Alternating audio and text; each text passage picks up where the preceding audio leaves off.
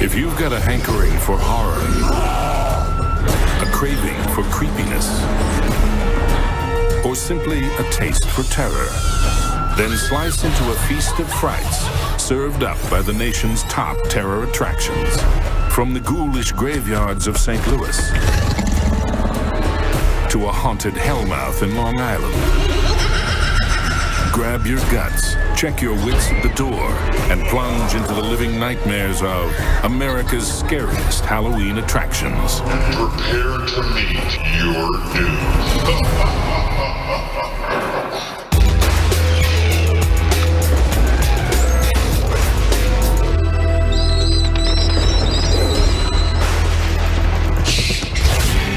A town can't be haunted unless it has a history.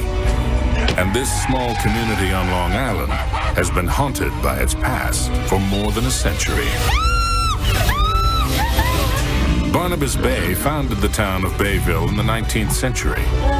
He was a known vampire and a carnival entrepreneur. He built a theme park to welcome his visitors. But what began as entertainment ended in mystery and murder. All of the disappearances, all of the suspected murders that took place, they are real and documented. We tell people to be on their guard. His guests would enter and never be seen again. The locals feared to leave their homes at night. There were tales of undead creatures stalking the old Bay family home, and there were nightly sightings of vampires and ghouls feeding in the moonlight. I think the dead are our co-conspirators in this operation. On Halloween night in 1951, the mansion was boarded up. Recently, against the wishes of local historians, it was reopened, and now every October, the doors of the mansion are unlocked if anyone wants to enter. Yeah, no, I'm not afraid to say it. I'm scared.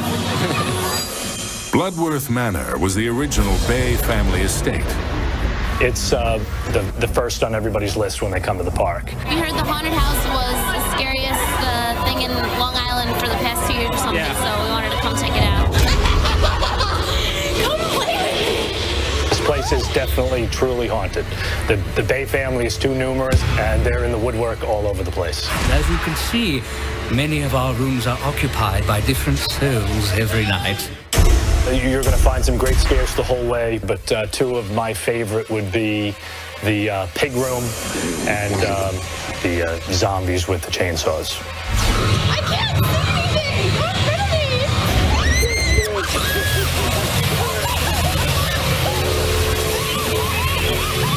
You got 5 or 6 pigs hanging bloody, strobe lights, man in a chainsaw, and you don't know how to get out of it. It's the greatest thing. You weave through the maze of dark rooms. The library, the kitchen, and the bedrooms are of no comfort in this mansion. I'm gonna kill you, boy! My heart is beating so fast! Some say the house itself is evil.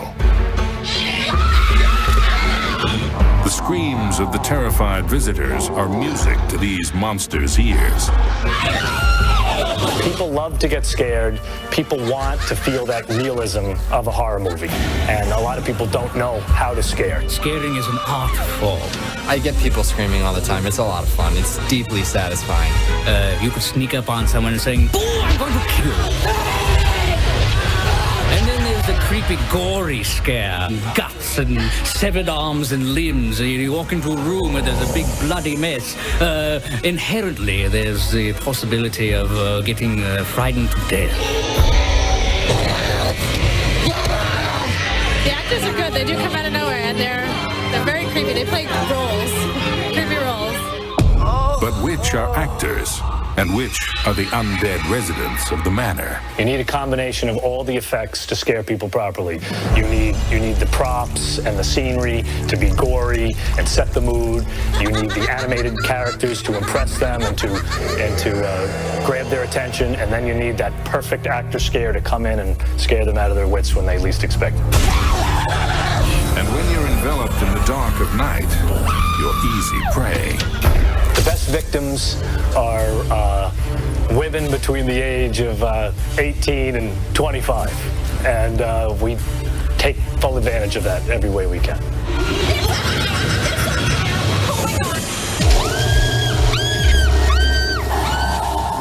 You scare someone to the point of shuddering uncontrollably. It's like a drug, one that you need to have again and again. It's exciting. It makes them feel alive. You're inside a theatrical production that you can't get any other way. We make it as scary as we possibly can. Don't forget to come back. Uncle will always be here.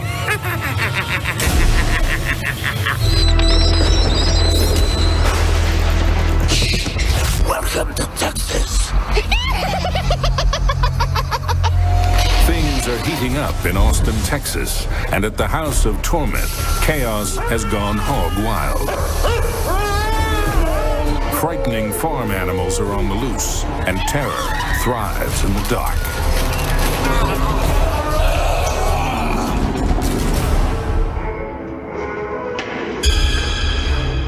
When you go into the House of Torment this year, our theme is a post-apocalyptic, devastated city that's kind of been taken over by monsters and zombies. These monsters and zombies are in a foul mood, and tragically, for the unsuspecting patrons, the shocks come from every angle.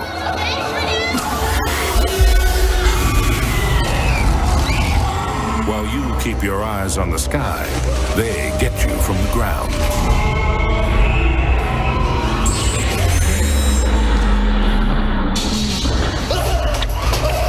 And when you're looking at them on the ground, what you don't realize is we have these aerial stunt rigging systems. We actually have monsters on zip lines, and when you're misdirected, they fly right over your head.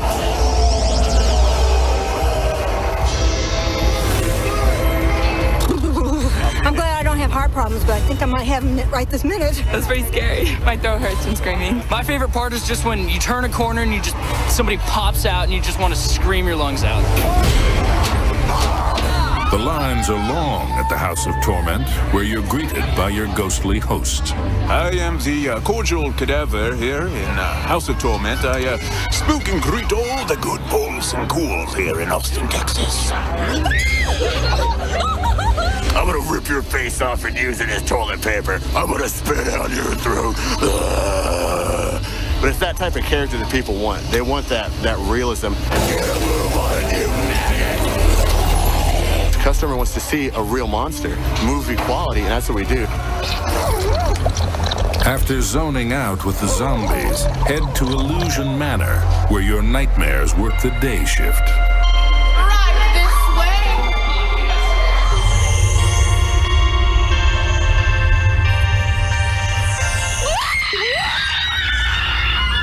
It's a place where reality collides with fantasy, and dark hallways take you through a maze of mind-bending mayhem.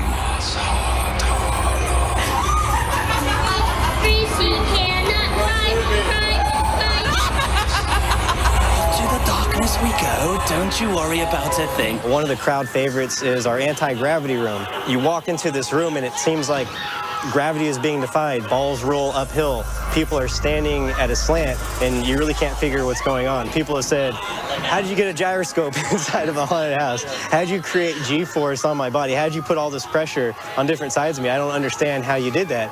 It's the anti-gravity room. Come on, faster, faster. Come on. Well, we have a control room, and we have 10 TVs monitoring 4 to 8 cameras throughout the haunted house. On your control panel, you have a button relative to each camera in the haunted house, and that controls an animatronic. Basically what I do is I try to time the props for when the customer is least expecting the action. It's a fun experience to go ahead and be paid for scaring people. And the only way out is past the ghastly gross out of the 10-foot sewer monster.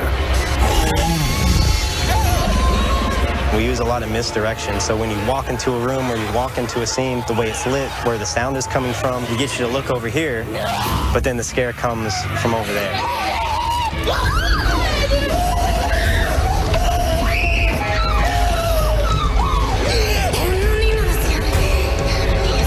We attack them emotionally, psychologically, and then physically as well. And when you couple those things together, you just get an extreme, thrilling experience. I see you contemplate with me and tell the bell.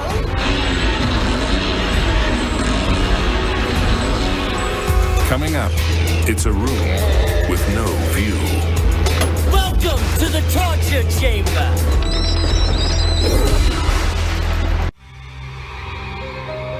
In the fields between Baltimore and Washington, D.C., lies a castle ruin. A place where the vanquished souls of an ancient battle live in torment, and they're all willing to share.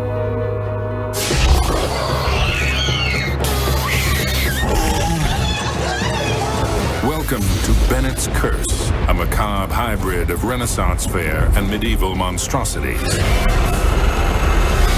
We created Bennett's Curse because there's a demand for it. There's been a lack of haunted attractions here in Maryland for a long time now, and we recognize that challenge to bring an attraction in Maryland that people will stay in state for. And the tradition has been to leave the state for many years, and we've been lucky enough to create an attraction that people stay here and they enjoy and they come back every year.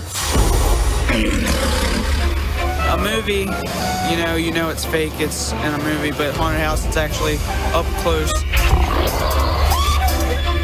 Upon entering, you come face to face with a face, the gatekeeper. Basically tells them what's in store and what to expect as they're going through the attraction. The gatekeeper lays down the laws that would send valiant knights heading for the hills. Enter now through the door and prepare to meet your doom. As they make their way through, they're going to enter a massive torture chamber. Welcome to the torture chamber. It's a room with no view. Never make it out of here. And all these medieval torture devices that they're going to encounter as they go through, they might actually, some of these people come to life. While the torture chamber in Bennett's Curse goes for the gore, the real terror comes from the unknown. We definitely try out different techniques and different scare methods, and as they appear to work with the crowd, and we feed off the crowd, and they really get a lot of good reaction from it.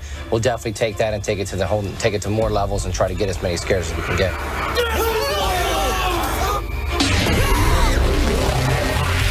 The cast of Bennett's Curse employs terror techniques perfected in the Dark Ages. The thing that gets me really hyped up, I listen to some nice hardcore rock music to get me going. And then after I get in costume, my heart just starts beating until that first group comes through. It's awesome. Girls are the ones we really try to go after.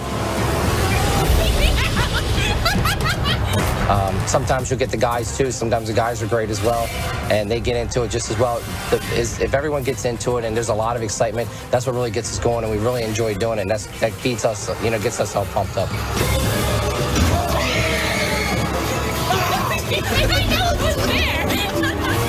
What scares people the most, I say a monster. I would say definitely a monster. We got some really cool ones in here, and I think a lot of the reaction we've gotten from a lot of the customers that came through have really enjoyed the monsters. They're nasty. They're hungry. And they'll get you every time.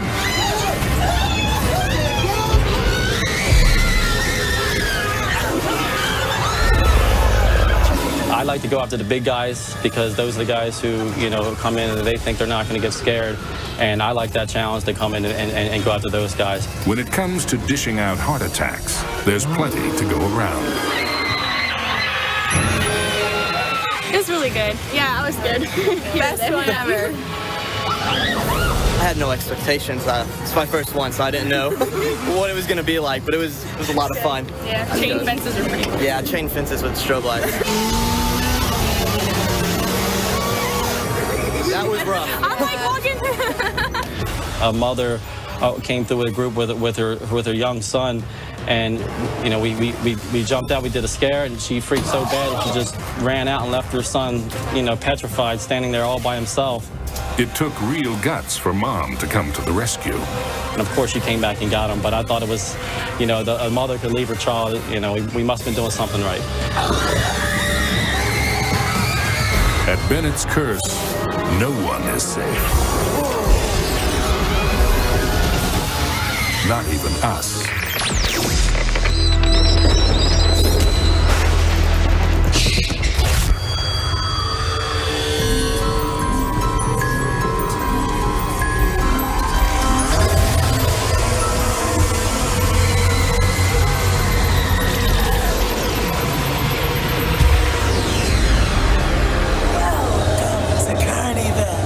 This hulk of a structure near Buffalo, New York, is a grim neighborhood of 5 haunted houses.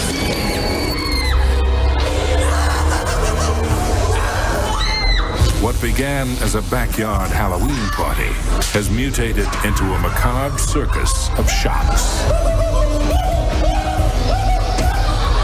Our attraction would be different because we have 5 different themes. And we go after a feeling like a theme park, or what we like to call a scream park.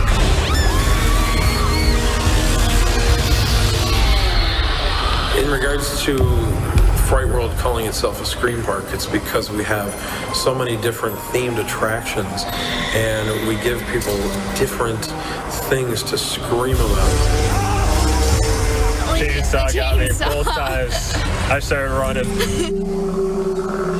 At Fright World, evil eyes spot their victims who have no idea they're working with a bunch of clowns. I love scaring people, and I love this time of year.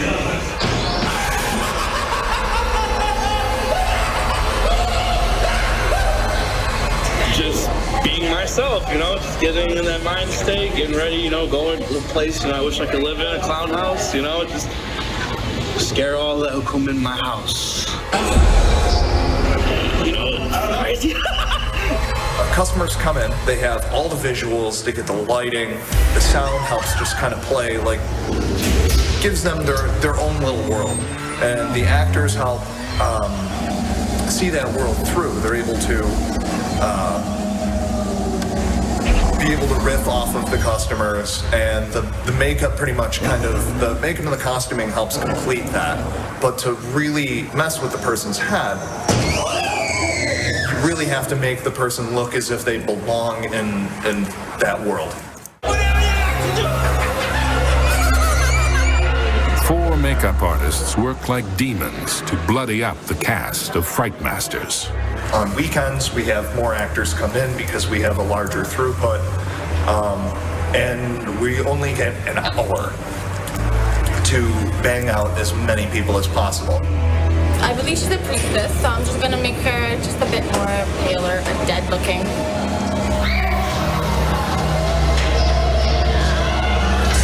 I'm making him a burn victim. He's going in the electrical room. He's going to be playing with sparks and whatnot. So, we're trying to burn him up just a little bit. Biggest phobias we have is there's 2 of them. One is the chainsaw, and the next would be clowns. Wow, dark. cute.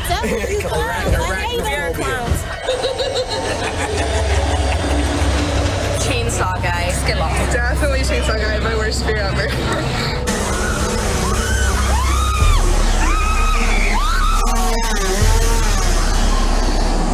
I think the most memorable times would be when you actually get them either to A, either pants, or B, to cry on the way out. That is the most memorable.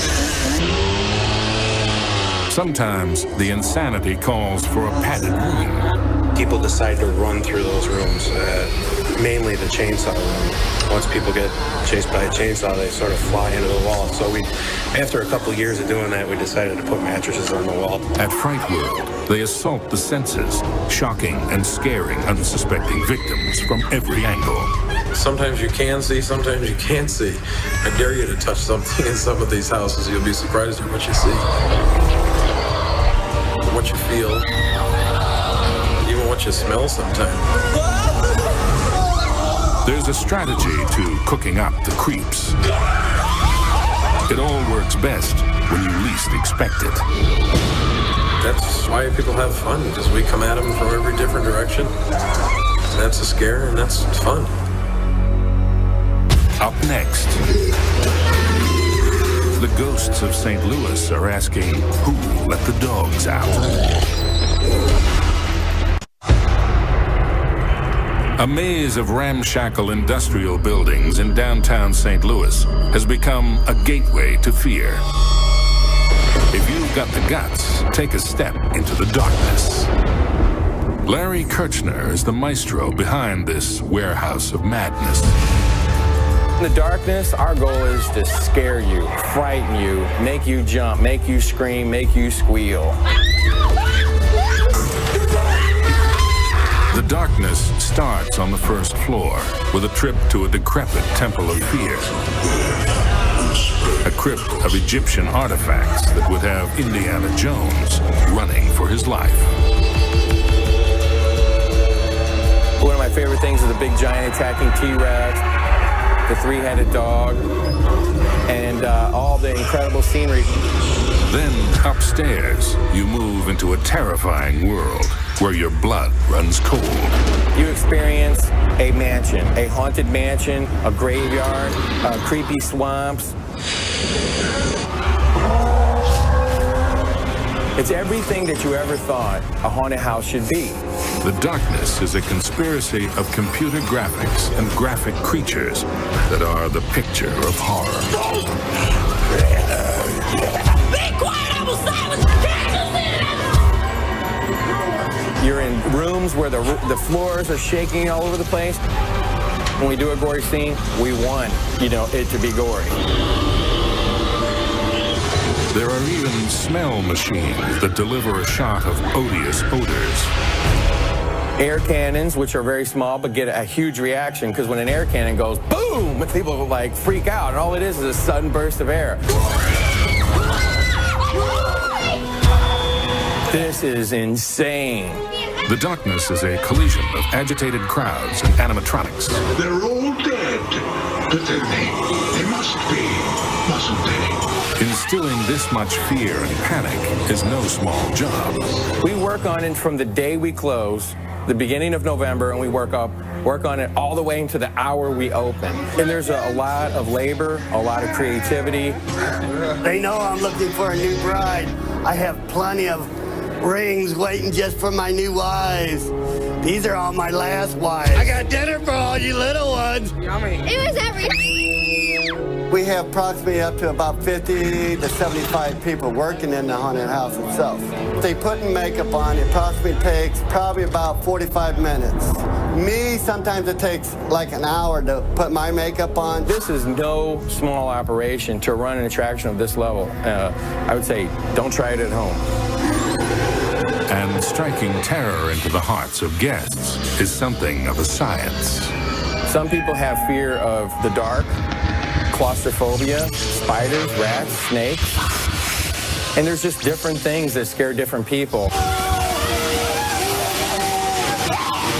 guy with the pig head comes out with a chainsaw and he acts like he's gonna saw your stomach.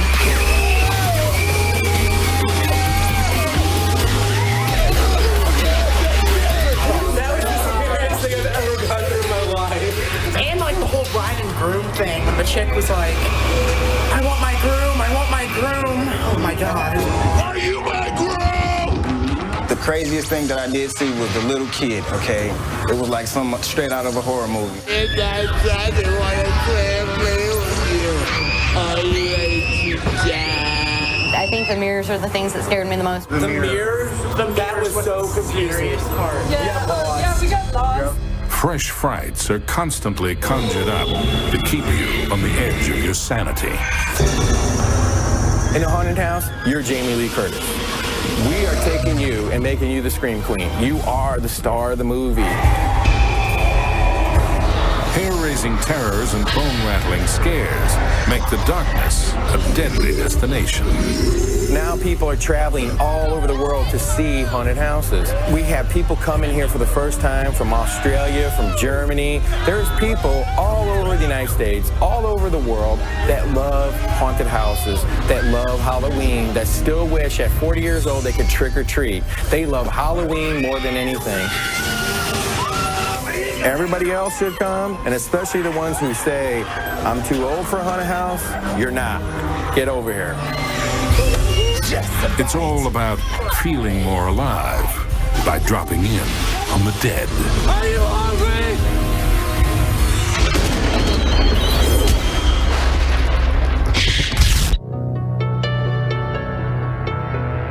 In the sinister hills and forests outside St. Louis, you'll find a haunted scream park that gives new meaning to the word boo.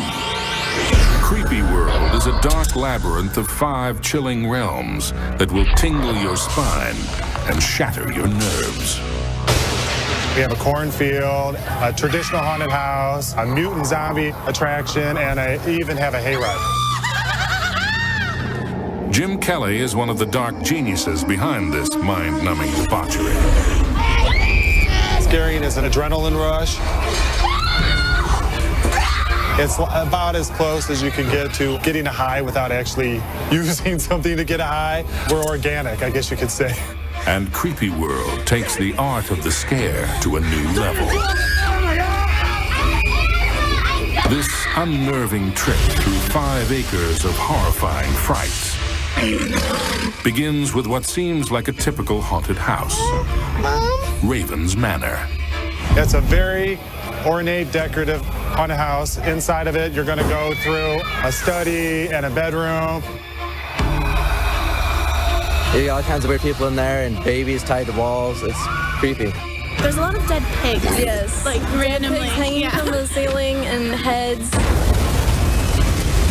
It also has a really cool new section that we just created called Grizzly's Graveyard, which has zombies coming out from everywhere. It's really scary. And then you head outside.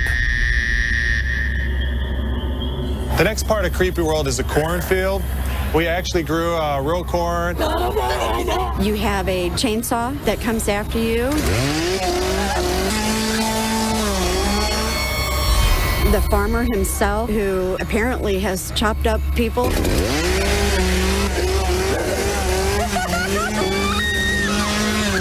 It gets really intense inside there. Then sit back and relax. It's time for an authentic Western-style hayride. Sounds nice, doesn't it? A lovely ride through the country. But think again. More like a journey through Dante's Inferno. And you got crazy cowboys jumping out from everywhere. They attack each other, and then they jump on the trailer and they try to get at you. Creepy people get on the ride with you, and that's like something I've never seen before in any haunted houses I've been at. The jolts come from everywhere. And if you're not already spooked, it's about to get really weird. It's called Silo X. You could call it the X-Files on steroids. Something went wrong. There was a big chemical spill. Everybody died and came back to life as mutated zombies. And they're gravely serious about their jobs. Expect to get the pants scared off you. What do you think? Sometimes it gets in their head so much that they don't break character even when we're closed. All we know is that it is nuclear back there. It's dangerous. Take up a Tylenol and you'll be fine. And it is probably possible that some of them never break character even in regular life. So, if your night to howl includes heading for hell in a hay wagon, better fire up for Creepy World. Why in my cornfield?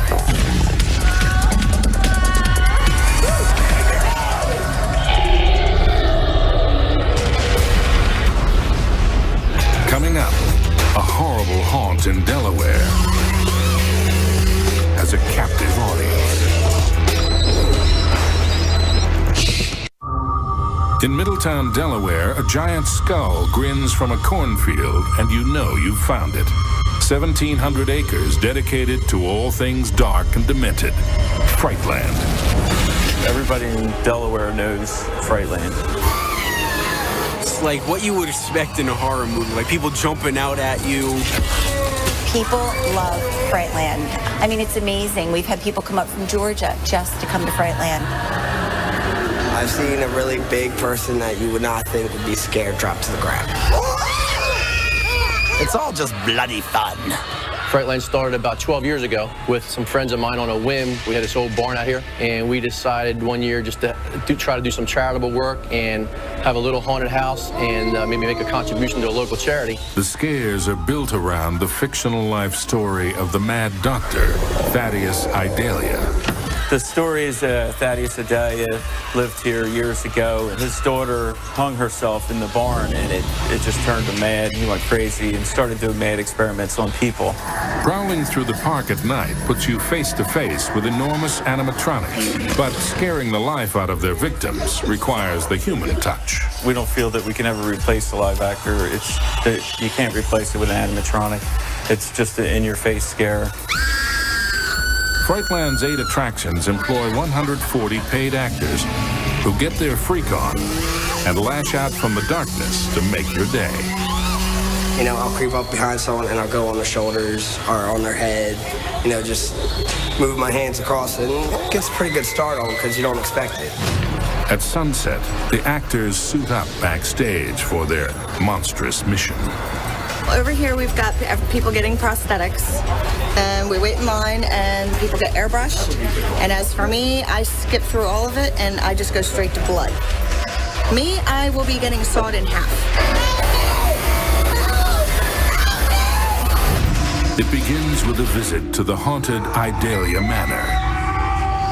Please enter. I don't want to go first. Okay, come on. I'm not going first. If you think the guy up front will protect you, be warned. The ghouls go for the man in the middle. First person to go through usually isn't the first person to get scared. They're more likely the first person to get startled. Usually it's actually the middle person that gets scared the most, because most people wait for the middle person and then jump out. When plunging into this den of devils, it pays to have an exit strategy. Oh my God, my heart is pounding. The next stop is Reedy Point Penitentiary, where you won't get the warmest welcome.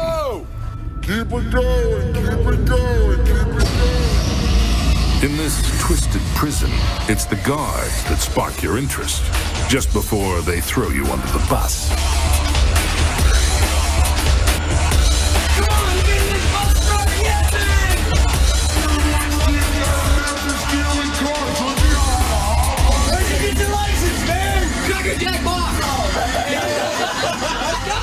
Once you've made a break for it, your only means of escape is the haunted hayride and a country fresh collection of creeps.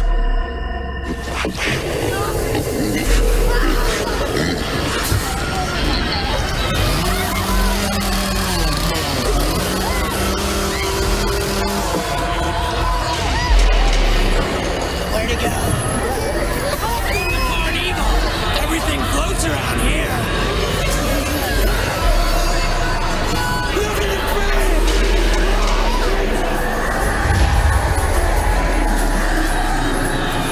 By the time you come through, you're scared of your own shadow. Very lovable little creatures out there, yet frightening. It's a stimulus package for your heart and a harvest of nightmares from the back 40 to 6 foot under. Next, deep in the guts of Texas, killer clowns are on the loose. Down in the Lone Star State, killer cowboys have hit the trail and are staging demonic delights at the Mansion of Terror. This once happy place has been overrun by psychotic clowns and ghastly sideshows. Y'all ready? I've been ready all night. Wanna play? We really like where the patrons get to interact with the environment. So our patrons are actually going through the scenes and actually a part of the haunted house storyline. Patrons have to find their way out of the haunted house, and beyond that, the patrons have to make choices in the haunted house, and those choices will have consequences on other members of their group.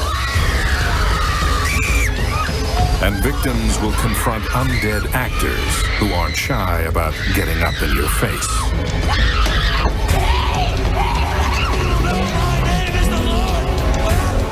What other job can you have where you get to take out all your weekly frustrations out on patrons, and it's encouraged?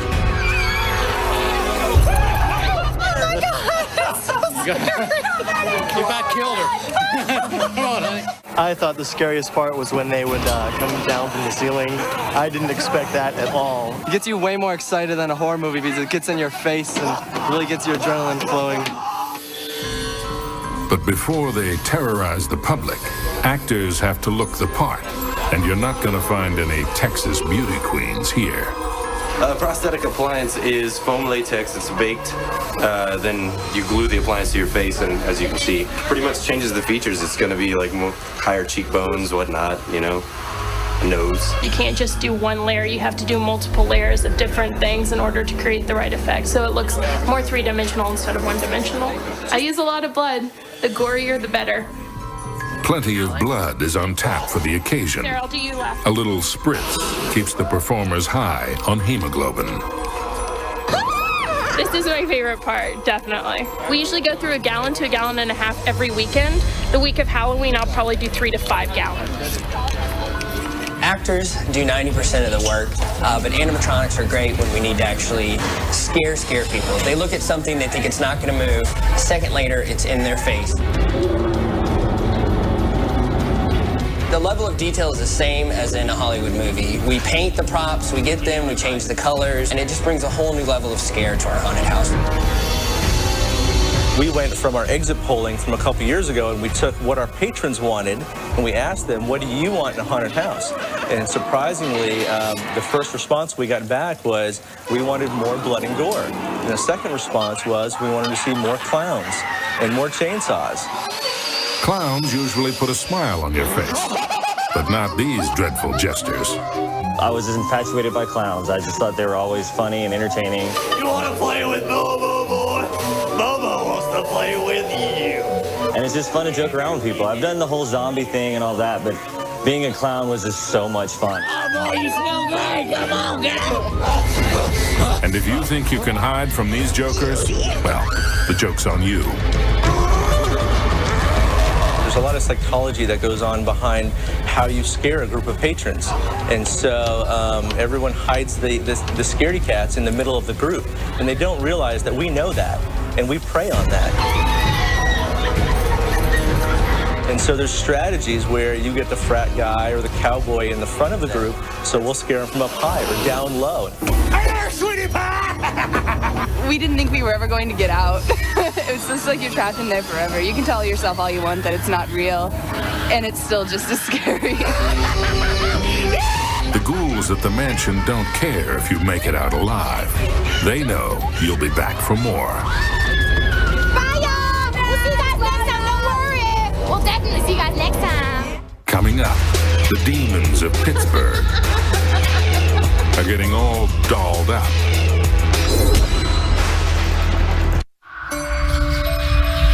Where 3 rivers intersect in Pittsburgh, Pennsylvania, 3 venues of violence collide at the Scare House. A combination of traditional ghouls, primal fears, and the latest in dance floor dementia. You know, the first one, Hall of Nightmares, that one is very heavily detailed and very much influenced by old school horror movies. Stay out of my kitchen, get out. Tales from the Crypt, a little bit of dark humor in it. Here, there's a who's who of scare tacticians, from rotting corpses to possessed babysitters. If you've seen these creeps in your nightmares, at the Scare House you meet them face to face. Because it was a theater at one point, it has this old crumbling marquee out front.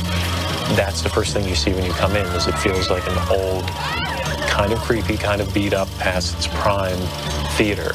And that sort of lends itself into that first haunt. The last part of it, we actually used an existing part of the building that the public never got to go into for this giant, massive furnace set. Oh, you're running like the rest, aren't you? You think you can run?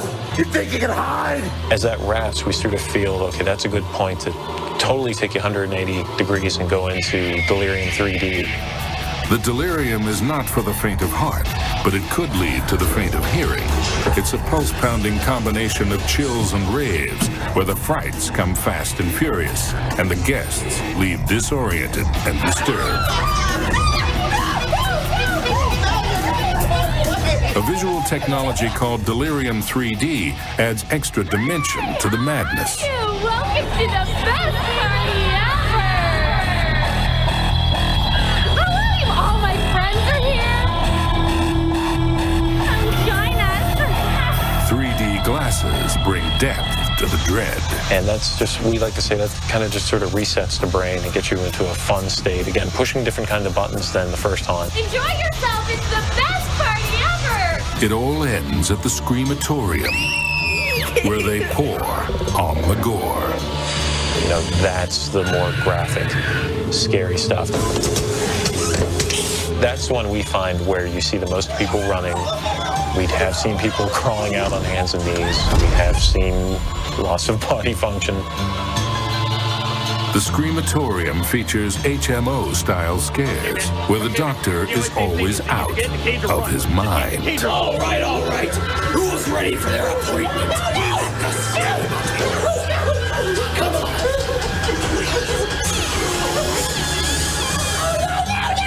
No! Break this way. And make sure you think the dentist knows your way out. Here, the zombies lead a sinister double life. I'm a web developer. And they're handpicked according to strict criteria. I'm the tallest, skinniest guy that they know, so I'm the guy that they picked. At the Scare House, you're the star of your own personal fright flick. It's not like a passive experience where you're sitting and watching a horror movie and you can just turn it off or say, oh, too scary. It should really feel like you're in this, you don't know how it's going to end, and you just got to see it all the way through. The baby doll room was really creepy because they had like real photographs and it just made it more real. And the shocks just keep on coming. Because it keeps it like that roller coaster.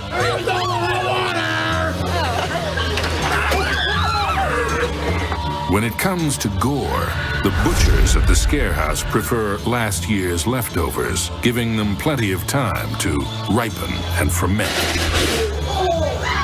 A lot of our sets, especially in Screamatorium, something really wet and messy happened, but it was about 10 years ago.